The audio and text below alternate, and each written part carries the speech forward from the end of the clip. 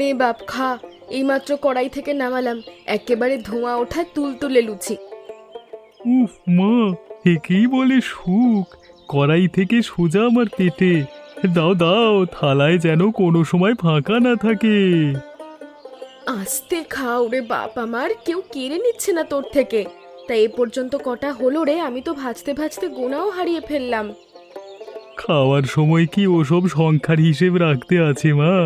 অভিজ্ঞ লোকেরা বলে আবার কে সব সময় ভক্তি করতে হয়। আমি তো জাস্ট চোখ বুজে ভক্তি জানাচ্ছি। তোর এই ভক্তির বহর দেখেই তো পাড়ার লোক ভয়ে কাঁপে রে বাবা। কাল তো জগা বলছিল তুই নাকি ওদের গাছের 30টা ল্যাংড়া আম একাই সাবার করেছিস। মা, 30টা কোথায়, মোটে 22টা ছিল। আর ওইটুকু ছোট ছোট আমি কি আমারই বিশাল পেট ভরে তুমি বলো? তার চেয়ে বরং এই কোণের লালচে মচমচে লুচিটা দাও তো দেখি। তোর এই খাওয়ার বহর দেখে মাঝে মাঝে তো ভাবি, কোন দিন যদি তোকে ভোজ বাড়িতে ছেড়ে দেওয়া হয়, তবে প্যান্ডেলের বাঁশ ছাড়া বোধহয় আর কিছুই অবশিষ্ট থাকবে না। সেটা তো আয়োজকদের ভাগ্য মা, যে আমার মতো একজন সমজদার খাদক তারা পাবে। আর তোমার হাতের এই গরম লুচি, উফ!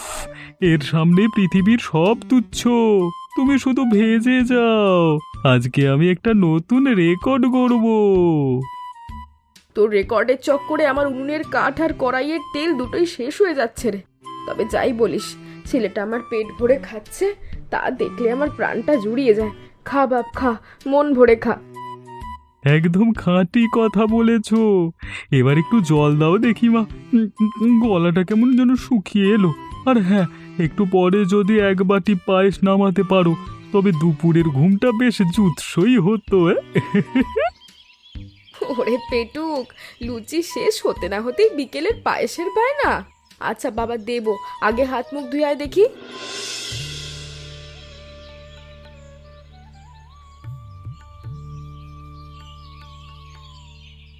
আগে মোড়ল মশাই, ছোট বাবু তো পুরো সাহেব হয়ে ফিরেছেন। ওই দেখুন মাথায় কেমন ভারী চুল। বাবা কেমন আছো বলো? কতদিন পর তোমাকে দেখছি। আমি ভালো আছি রে আমার বাপ। তুই এসেছিস, আমার বুকটা জুড়িয়ে গেল। এই মেঘলা দিনে তুই আমার ঘরে আলো নিয়ে এলি রে। সে কি ছোট বাবু, শুধু বড় বাবুই নন, আপনার ফেরার অপেক্ষায় পুরো গ্রাম চাতক পাখির মতো বসে আছে। তা পড়াশোনা তো শেষ হলো, এবার গ্রামে থিতু হচ্ছে তো। হ্যাঁ রবিদা, এবার গ্রামেই থাকবো। অনেক তো হলো বিদেশে পড়াশোনা, এবার নিজের মাটির জন্য কিছু করতে হবে। হ্যাঁ, তা তোমাদের খবর বলো, গ্রামের সবাই কেমন আছে? সবাই ভালো আছে রে। তুই এসেছিস, এবার গ্রামে একটা বড় সড় উৎসব না করলেই নয়। বর্ষার দিনে এমন আনন্দের খবর ঘরে ঘরে পৌঁছে দেওয়া দরকার। একদম খাঁটি কথা বলেছেন মোড়ল মশাই। ছোটবাবু ফিরবেন আর গ্রামে ধুমধাম হবে না তা কি হয়? আজকে তো মেঘের ডাকেও যেন আনন্দের সুর বাজছে। তোমরাও যেমন, আমি আশায় এত মাতামাতি করবার কি আছে। তবে হ্যাঁ, গ্রামের সবার সাথে দেখা করবার জন্য আমার মনটাও কিন্তু বড্ড ছটফট করছে।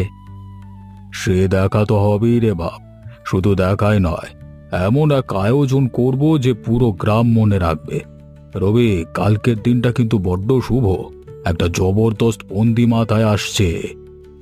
কি বন্দি মোড়ল মশাই, হুকুম করুন। রবি এখনই কোমর বেঁধে নেমে পড়ছে।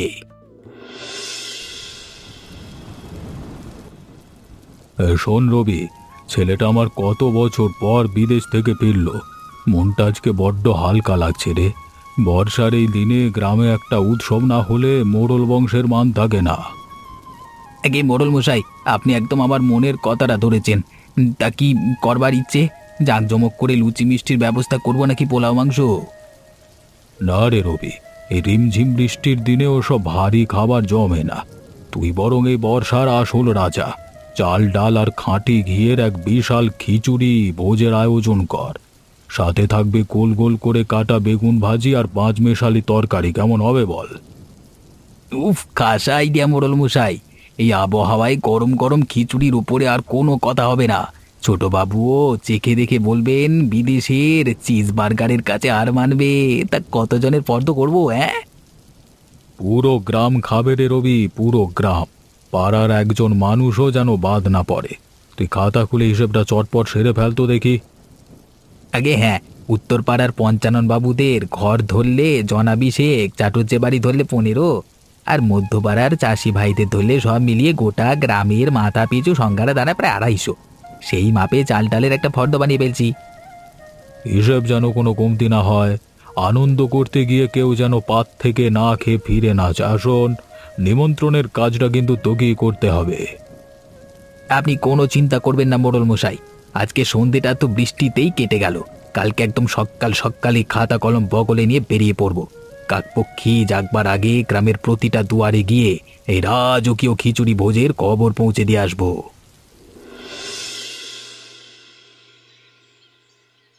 ও সমীর, বলি ঘরে আছিস নাকি রে ভাই? একটু বাইরে আয় তো দেখি। আরে রবিদা, সাত সকালে বগলে লাল খাতা নিয়ে যে বড় লটারির টিকিট ফিকিট নাকি? হ্যাঁ, লটারির চেয়েও বড় রে সমীর, কালকে রাতে ছোটবাবু বিদেশ থেকে ফিরেছেন। সেই আনন্দে মোড়ল মশাই কালকে গ্রামে এক এলাহি খিচুড়ি ভোজের আয়োজন করেছেন বাবা। তোদের বাড়ির সকলে কালকে দুপুরে মানে দুপুর বেলায় মোড়লের বাড়িতে পাত পেরে খাওয়া নিমন্ত্রণ, একদম দেরি করিস নে। বলেন কি রবিদা, ছোটবাবু ফিরেছেন? তাও আবার এই বর্ষার দিনের খিচুড়ি ভোজ? উফ, আমার তো এক্ষুনি জিভে জল চলে এলো। আমি আর বাবা একদম সময় মতো হাজির হয়ে যাব। হ্যাঁ রে রবি, মোড়ল বাড়িতে এত বড় উৎসব, আর আমি রান্নার দিদি হয়ে কিছু জানি না? কাল দুপুরেই ভোজ আর আজ সকালে নিমন্ত্রণ করছিস? আরে মাধবী দিদি, তোমার কাছেই তো আসছিলাম। মোড়ল মশাই কালকে রাতেই হঠাৎ সিদ্ধান্ত নিলেন। আর শোনো, শুধু নিমন্ত্রণ খেলেই হবে না, মোড়ল মশাই খাস হুকুম দিয়েছেন রান্নাঘরের মূল দায়িত্ব কিন্তু তোমাকেই সামলাতে হবে। তোমার হাতের ওই অমৃতের মতো খিচুড়ি না হলে ভোজই জমবে না। হুমা, তাই নাকি রে? মোড়ল মশাই আমার রান্নার এত তারিফ করেছেন? তাও কতজনের রান্না করতে হবে শুনি? ডেকচি হাতা সব ঠিকঠাক আছে তো রে মোড়ল বাড়িতে? সব রেডি করে রাখা হবে দিদি, পুরো গ্রামের মাপে রান্না হবে। তুমি আজকে বিকেলেই একবার গিয়ে রান্নাঘরটা দেখে এসো। আর হ্যাঁ, তোমার বাড়ির সবাইকে কিন্তু কালকে সাথে নিয়ে যাবে, আলাদা করে যেন আর বলতে না হয়। ও মাধবী পিসি, রান্নার সময় খিচুড়িতে একটু ঘি আর গরম মশলাটা বেশি করে কিন্তু দিও। হ্যাঁ, রবিদা যখন পুরো গ্রামের কথা বলছে তখন আয়োজনটা খাসা হওয়াই চাই। তোদের দুজনের নাম তাহলে পাক্কা খাতায় তুলে নিলাম। এবার আমাকে আরো গোটা কুড়ি বাড়িতে ছুটতে হবে। আসি রে সমীর, আসি দিদি। বুঝলি সমীর, পুরো গ্রামের যখন রান্না, তখন ওই বড় ডেকচি দুটোই নামাতে হবে। চাল ডালের আনুপাতিক হিসেবটা যদি ঠিক রাখতেই হবে। আরে মাধবী পিসি, তুমি থাকতে আবার হিসেবে ভুল। তুমি শুধু ফোড়নটা জুৎসই দিও। আচ্ছা পিসি, তরকারিতে পটল দেবে তো? কিরে সমীর, মাধবী দিদি, সাত সকালে দুজনে মিলে কিসের এত জোর আলোচনা চলছে গো? রান্না বান্নার গন্ধ পাচ্ছি কোথা থেকে? আরে মালতী যে, শোনোনি বুঝি? মোড়ল কাল রাতে বিদেশ থেকে ফিরেছে। সেই খুশিতে কাল পুরো গ্রামের লোক মোড়ল বাড়িতে পাত পেড়ে খিচুড়ি খাবে। রবি এইমাত্র আমাদের নিমন্ত্রণ করে গেল, তা তোমায় কিছু বলেনি? কাল দুপুরে ভোজ? না তো দিদি, আমাদের বাড়িতে তো রবি আসেনি, আর মোড়ল মশাইও কিছু জানাননি। হয়তো কাজের ব্যস্ততায় ভুলে গেছেন। ও মালতী পিসি, মোড়ল মশাই ভুলবেন কেন? আসলে রবিদা বোধ হয় তোমার ওই গুণধর ছেলে পলাশের ভয়ে এদিকটায় আসেনি। ও যা খাবার বহর দেখায়, প্যান্ডেলে গিয়ে বসলে তো বাকি গ্রামবাসীদের শুধু ডেকচির তলায় পোড়া অংশটুকুই চেঁচে পুচে খেতে হবে। ওই ভয়ই তো তোমাদের লিস্ট থেকে বাদ দিয়ে দিয়েছে। সমীর, ছেলে মানুষের মতো কি যা তা বলছিস? দূর পাগল, তাতে কি হয়েছে? আমার ছেলেটা একটু খেতে ভালোবাসে, ওটাই তো ওর আনন্দ। মোড়ল মশাই বড় মানুষ, কত শত কি কাজ থাকে ওনার, তা নিয়ে দুঃখ পাওয়ার কি আছে? নাই বা ডাকলেন। আমার ছেলে যখন খিচুড়ি খাওয়ার এত শখ, আমি কাল নিজেই ঘরে ওর জন্য চাল ডাল বসিয়ে দেব। মায়ের হাতে খিচুড়ি খেয়ে আমার ছেলেটার পেট ভরে যাবে। আরে পিসি, আমি তো এমনি একটু ইয়ার্কি মারছিলাম, তুমি কিছু মনে করো না আবার। হ্যাঁ, না রে সমীর, মনে করার কি আছে? চলে দিদি, বেলা হয়ে গেল, ঘরে গিয়ে আবার উনুন ধরাতে হবে।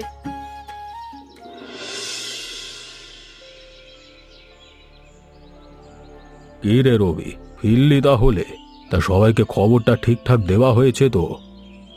আগে হ্যাঁ মোড়ল মশাই, উত্তর পাড়া দক্ষিণ পাড়া চাটুজ্জে বাড়ি থেকে শুরু করে চাষি ভাইদের পাড়া সব ঘুরে এলাম, কাকেও বাকি রাখিনি। বেশ বেশ বেশ, খুব ভালো কাজ করেছিস। তা ফর্দ অনুযায়ী সবাই তো তাহলে আসছে, কোনো বাড়ি বাদ পড়েনি তো আবার? একে মোড়ল মশাই, মানে এই একটা বাড়ি শুধু বাকি রয়ে গেল।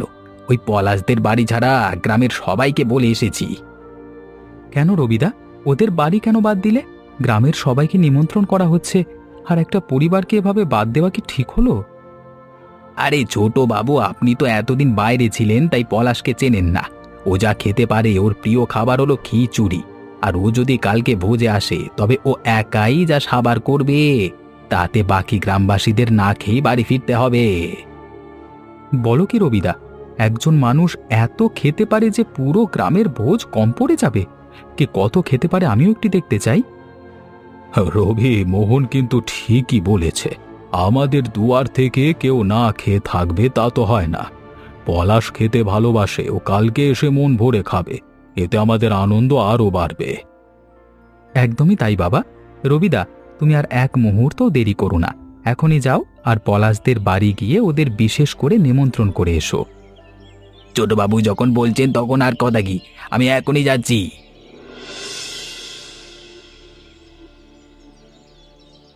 ওমা, দেখো দেখো, রবিদা কেমন হন হন করে আমাদের বাড়ির দিকে আসছে। আসুক গে বাপ, আমাদের পাড়ায় হয়তো অন্য কারোর বাড়ি যাবে, তুই আবার ওনার সামনে খাবারের বায়না জুড়ে দিস না যেন। আমার দৌদি, পলাশ, এদিকে এসো, কথা আছে। আরে রবি ভাই যে এই ভর দুপুরে আমাদের গরিবের ঘরে হঠাৎ?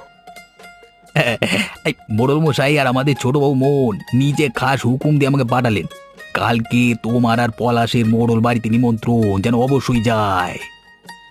বলেন কি রবিদা, সত্যি বলছো তো? মোড়ল বাড়ির সেই খাসা খিচুড়ি, উফ! আমার তো এখনই পেটের ভেতর ঢাক ঢোল বাজতে শুরু করেছে।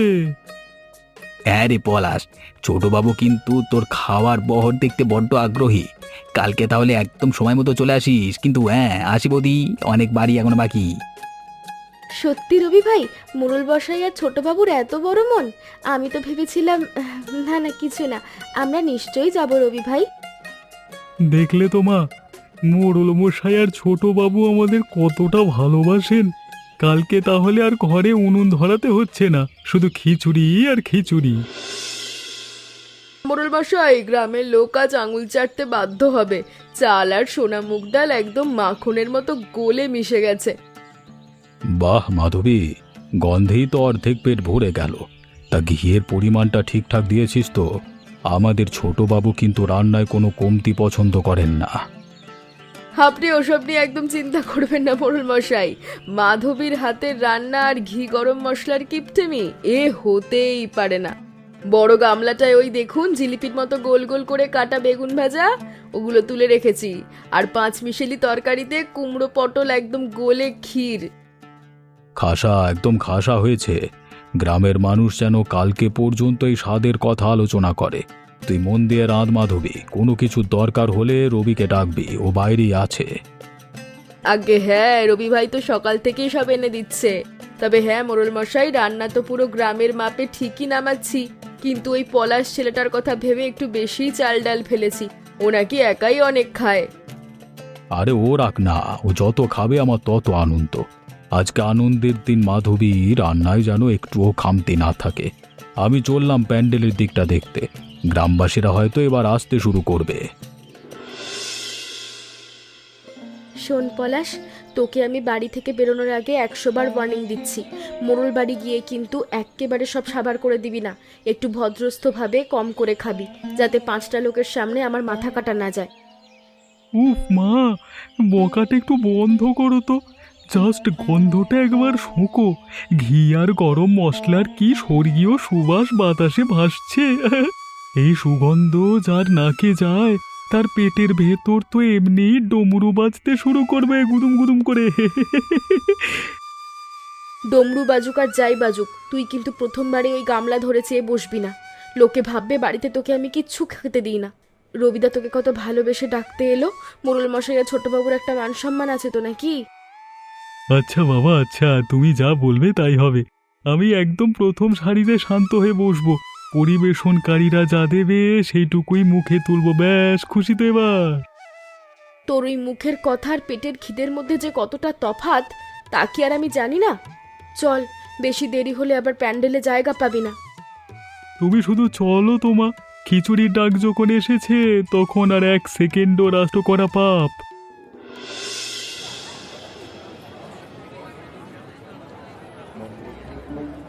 ওরে পলাশ, ও বাবা পলাশ, একটু আস্তে খা, কলা পাতাটা ছিঁড়ে যাবে তোর হাতের গতিতে। একটু অন্তত চিবিয়ে তো নে। উফ মা, মোড়ল বাড়ির এই ঘি গরম মশলা রান্নার সামনে কি আর হাত আসতে চলে? এ তো সোজা গলা দিয়ে নেমে যাচ্ছে। আর 1 হাতা দিতে বলো রবিদাকে।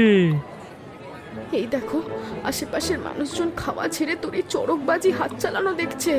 তোকে না বাড়ি থেকে কত বুঝিয়ে বললাম একটু আস্তে, লজ্জা কর, লোকে লোক হাসাবে নাকি? মা, খিচুড়ি খাওয়া হলো এক প্রকার সাধনা। সাধনায় কি লোক লজ্জার ভয় রাখতে আছে? তুমি নিজের পাতটা সামলাও তো মা, আমার পাত নিয়ে একদম চিন্তা করো না রবিদা। আরে ও রবিদা, এদিকে একটু এই গামলাটা ঘুরিয়ে যাও তো দেখি। মালতী পিসি, পলাশের পাশে যখন বসেছো নিজের পাতটা একটু চেপে রাখো।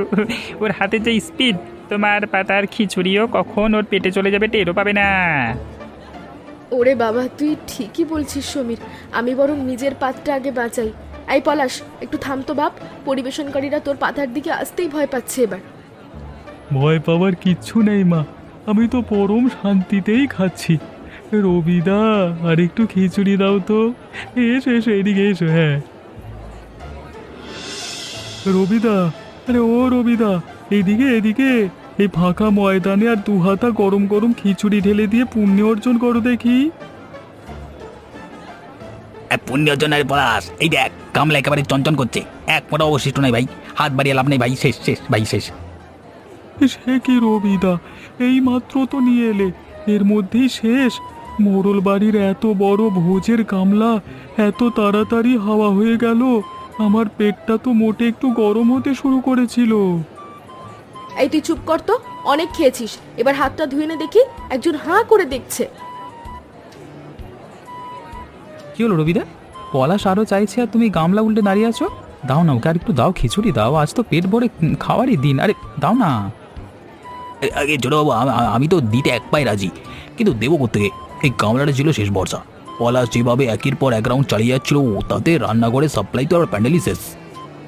বাবু, রবিদা আমায় একটু বানিয়ে বলে, মাধবী পিসির হাতে রান্নাটা যা হয়েছে না, আমি তো জাস্ট একটু মন দিয়ে খাচ্ছিলাম। কোনো চিন্তা নেই পলাশ, তুমি বসো। রবিদা চলো, হ্যাঁ আমার সাথে চলো রান্না করে। মাধবী দিদি নিশ্চয়ই ব্যাকআপ রেখে দিয়েছেন। চলো দেখি আর কত খিচুড়ি আছে। মাধবী দিদি, আরে ও মাধবী দিদি, আর খিচুড়ি কোথায় রেখেছো? চটপট বের করো তো। প্যান্ডেলে পলাশ তো এখনো পাতা কামড়ে বসে আছে, ও আরো খেতে চাইছে। আগে হ্যাঁ দিদি, ছোটবাবু একদম ঠিক বলছেন। আমি গামলা খালি করে চলে এলাম, আর পলাশ ওদিকে হাঁ করে তাকিয়ে আছে, আর কোনো ডেকচিতে খিচুড়ি রাখছে সেগুলো বের কর। ওমা ছোট বাবু, আপনি একই কথা বলছেন, আর খিচুড়ি কোথায় পাবো? আমি তো পুরো গ্রামের মাপে 3-3টে মস্ত ডেকচি বোঝাই করে বেঁধেছিলাম। এই পলাশ একাই যা রাউন্ড দিল, তাতে সব ডেকচি সাফ হয়ে গেছে, 1 ফোঁটাও অবশিষ্ট নেই। দেখলে তো ছোটবাবু, আমি কালকে রাতে বৈঠকখানায় আপনাকে কি বলেছিলাম? রবির আশঙ্কা কি মিটে ছিল? পলাশ একাই পুরো গ্রামের খিচুড়ি সাবার করে তবেই শান্তি পেয়েছে।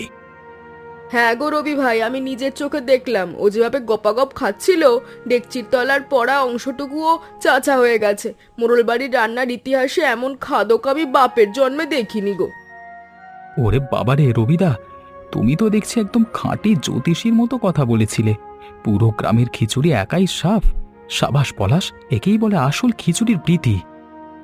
এখন হাসছেন ছোটবাবু, কিন্তু ওইদিকে যে প্যান্ডেলে পলাশের কলা পাতা খাঁ খাঁ করছে, এবার ওকে গিয়ে কি জবাব দেব বলুন তো?